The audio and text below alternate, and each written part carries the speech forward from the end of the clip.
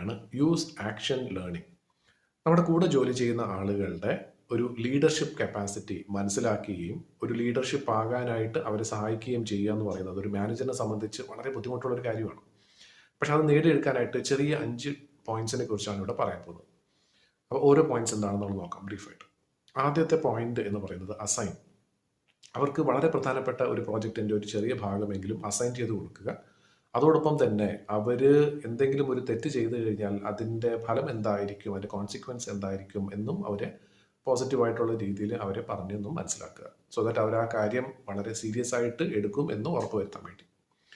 രണ്ടാമത്തെ ഒരു പോയിന്റ് എന്ന് പറയുന്നത് ഡെലിവർ, ഫീഡ്ബാക്ക് കൊടുക്കുക. ഇടയ്ക്കിടയ്ക്ക് അവർ ചെയ്തുകൊണ്ടിരിക്കുന്ന കാര്യത്തിൻ്റെ ഒരു ചെറിയ രീതിയിലുള്ള ഫീഡ്ബാക്ക് പോസിറ്റീവായിട്ട് അവരെ പറഞ്ഞ് മനസ്സിലാക്കുക. മൂന്നാമത്തെ ഒരു പോയിന്റ് എന്ന് പറയുന്നത് ഡീബ്രീഫ് ചെയ്യുക. ഡീബ്രീഫർ എന്ന് പറഞ്ഞാൽ അവരോടൊപ്പം തന്നെ ഇരുന്നിട്ട് ഈ സംഭവിച്ചുകൊണ്ടിരിക്കുന്ന കാര്യങ്ങളുടെ ഒരു റിവ്യൂ നടത്തുക.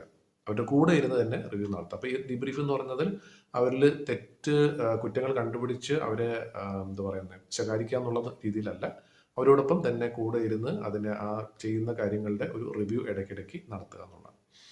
നാലാമത്തെ ഒരു പോയിന്റ് എന്ന് പറയുന്നത് ആർട്ടിക്കുലേറ്റ്.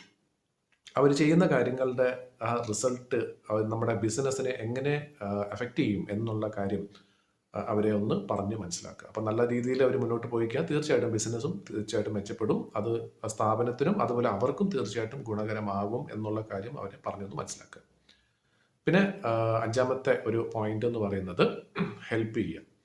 എന്തിനാണ് ഹെൽപ്പ് ചെയ്യേണ്ടത്? ഇവർ ഈ പഠിച്ച കാര്യങ്ങളെല്ലാം അവരുടെ ഇനി ഭാവിയിലുള്ള പ്രോജക്ട്സിലും അല്ലെങ്കിൽ ജോലിയിലും എങ്ങനെ അപ്ലൈ ചെയ്യാം എന്നുള്ള കാര്യത്തിനെ കുറിച്ച് അവരെ ഒന്ന് പറഞ്ഞൊന്ന് മനസ്സിലാക്കുക.